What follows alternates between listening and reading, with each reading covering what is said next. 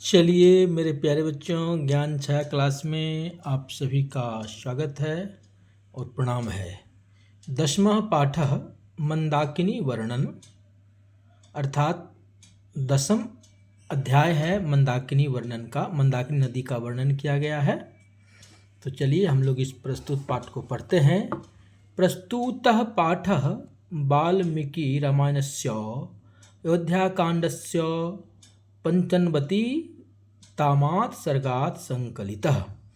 अब मेरे प्यारे बच्चों इसका अर्थ समझेंगे। प्रस्तुत पाठ वाल्मीकि रामायण के अयोध्या कांड के 95वें सर्ग से संकलित है।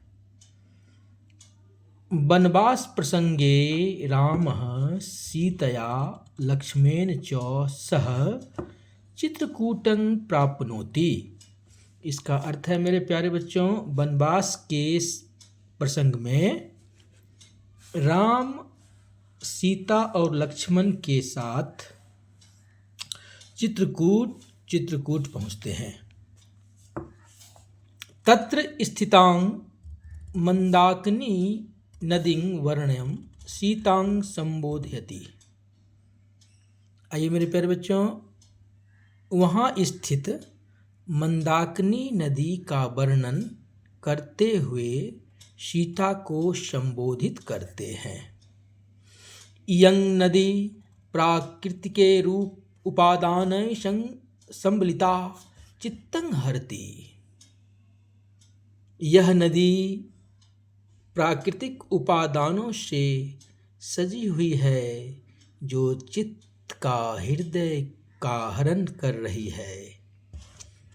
अस्यां वर्णनं कालिदासो रघुवंश काव्ये अपि त्रयोदश सर्गे करोति।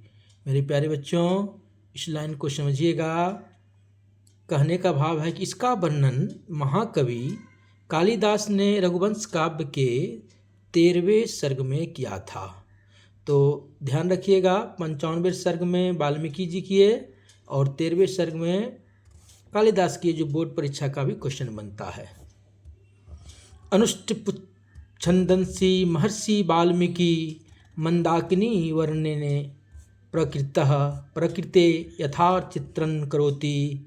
आइए मेरे प्यारे बच्चों, अनुष्ट उपछंद में महर्षि वाल्मीकि के द्वारा मंदाकिनी नदी का वर्णन करते हुए प्रकृति का यथार्थ चित्रण किया। आइए मेरे प्यारे बच्चों, अब हम श्लोक को पढ़ेंगे, फिर इसका अर्थ समझेंगे। ध्यान देंगे। विचित्र पुलिनां रम्यां हंस सारस सेवितां कुसुमैर रूप संपन्नां पश्य मंदाकिनी नदीं। इसका अर्थ हुआ मेरे प्यारे बच्चों, रंग बिरंगे तटों वाली अति मनोहर हंस और सारस पक्षियों द्वारा सेवित कुसुमय रंग बिरंगे फूलों से संपन्न इस मंदाकिनी नदी को देखो। भगवान श्री राम सीता जी को कहते हैं। तो आप बोल सकते हैं, हे सीते, रंग बिरंगे तटों वाली अति मनोहर हंस और सारस पक्षियों द्वारा सेवित कुसुमय रंग बिरंगे फूलों से संपन्न इस मंदाकिनी नदी को देखो। दूसरा श्लोक है, नाना विधस्तृ हृदवृतां पुष्पफलं द्रुमय राजन्ती राजस्य नलिनीमिव सर्वतः। आइए मेरे प्यारे बच्चों इसका भी अर्थ समझिए। भिन्न भिन्न प्रकार से, हे सीते, भिन्न प्रकार के फूल और लताओं से सुशोभित होते हुए तट कुबेर के सरोवर की तरह सुशोभित हो रहे हैं। चलिए मेरे प्यारे बच्चों तीसरा सुनिएगा श्लोक। मृगयुथनीपतानि खलु शाम्भांसि संप्रप्तं तीर्थानि रमणीयानि रतिं सज्जनयन्ति मेव। आइए मेरे प्यारे बच्चों इसको समझने का प्रयास कीजिए। कहने का भाव है कि मृग यूथ नीपतानी, हे सीते पशु समूह जब जल पीकर यहाँ का जल को गंदा कर देते हैं, अर्थात हे सीते पशु समूह जल पीकर यहाँ के जल पीने से यहाँ का जल गंदा हो गया है, लेकिन यह जो घाट है मेरे मन को आनंदित कर रहे हैं। चौथा श्लोक है मेरे प्यारे बच्चों, ध्यान देंगे।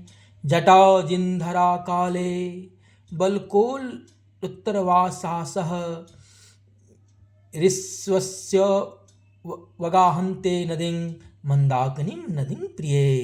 आइए मेरे प्यारे बच्चों, जटाओं जिन्धरा, हे प्रिय, इस समय में जटाओं के धारण करने वाले तथा मृगचर्म पहनने वाले या वृक्ष की छाल से सुशोभित ऋषिगणों के स्नान करने से सुशोभित होती हुई इस मंदाकिनी नदी को देखो।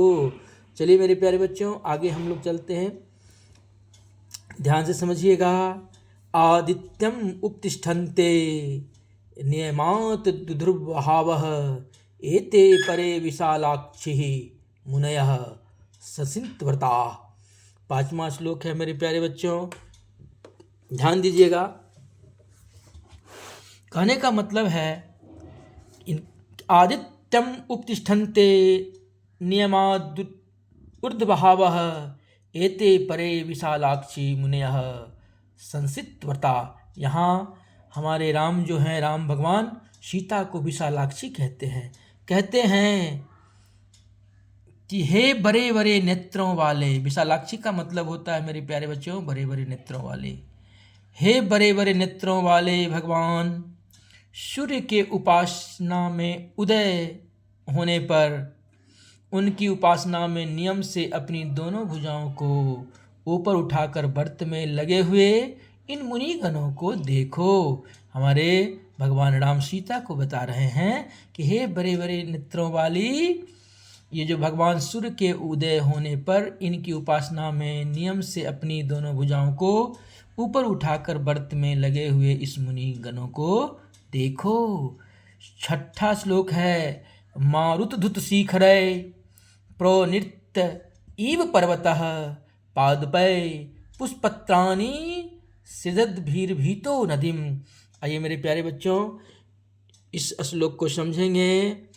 मारुतधुत शिखरै प्रवृत्त इव पर्वतः पादपै पुष्पत्राणि सृजद्भिर्भीतो नदीम।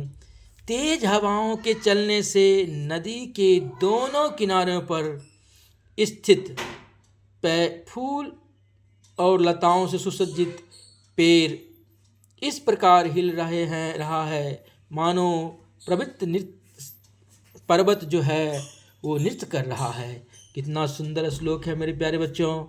आगे श्लोक नंबर 7 थोड़ा ध्यान से देखिएगा और इसका हिंदी में ज़रूर अर्थ लिखिएगा, जो बोर्ड के लिए बहुत ही भी आया है। आइए 7वां श्लोक पर हम चलेंगे। कौचिन्मणि निकासोदांग, कौचिन्मणि निकासोदांग, कौचिन्मणि निकासोदांग, कौचित पुलिनशालिनीं, कौचित सिद्ध जनाकृणां पश्य मंदाकिनी नदी। आइए मेरे प्यारे बच्चों, इसका अर्थ समझिए।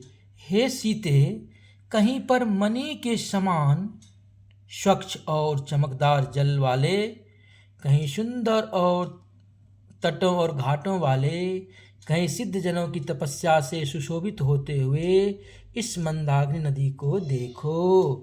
चलिए मेरे प्यारे बच्चों, हम लोग अब 8वां श्लोक में चलते हैं। निधुर्तान वायुना पश्य विदतान पुष्प सत्यान पुलबल्युमानान अपराम पश्यतं जल मध्यगान। आइए मेरे प्यारे बच्चों ध्यान दीजिए। हे सीते, तेज हवाओं के चलने से वृक्षों के टूटे हुए पुष्प जल के बीच में तैरने से सुशोभित होते हुए इस मंदाकिनी नदी को देखो। 9वां श्लोक है मेरे प्यारे बच्चों। पहले आप इसको पढ़िए, फिर इसका अर्थ निकालने का प्रयास कीजिए। तासंग चाति वल्गु वचनो वत्सो रथांग हवायात द्विजा। द्विजा मतलब पक्षी होता है मेरे प्यारे बच्चों। अस्थांग हवायात मतलब होता है चकवा पक्षी। अधिरोहंती कल्याणी निष्कुजंत सुभागिरे। यहाँ हमारे मर्यादा पुरुषोत्तम राम जो हैं सीता को कल्याणी से उद्धृत किए हैं। आइए मेरे प्यारे बच्चों समझिएगा। हे कल्याणी, मीठी वचनों वाले चकवा पक्षी नदी के तटों पर बैठकर कल्याणकारी आवाज में बोल रहे हैं। आप इन्हें देखो, पश्य देखो। अंतिम श्लोक है मेरे प्यारे बच्चों। फिर इसके बाद हम क्वेश्चन आंसर बताएंगे। यदि आप मेरे चैनल को सब्सक्राइब नहीं किए हैं तो सब्सक्राइब कीजिए, ताकि आपको फिर इसका प्रश्न उत्तर भी मिले। आइए मेरे प्यारे बच्चों, अंतिम श्लोक है। दर्शनं चित्रकूटस्य मंदाकिन्याश्च शोभन्ते अधिकं पूर्वासाच मन्ये तब च दर्शनाम। आइए मेरे प्यारे बच्चों, हे यहाँ पर भगवान राम सीता को शोभने कहे। हे शोभने, चित्रकूट और मंदाकिनी का दर्शन अधिक मनमोहक है, लेकिन अयोध्यावासी इसे भी अधिक आपके दर्शन को मानते हैं। चलिए मेरे प्यारे बच्चों, यहाँ तक आपको मैंने सिखाने का प्रयास किया। चलिए धन्यवाद।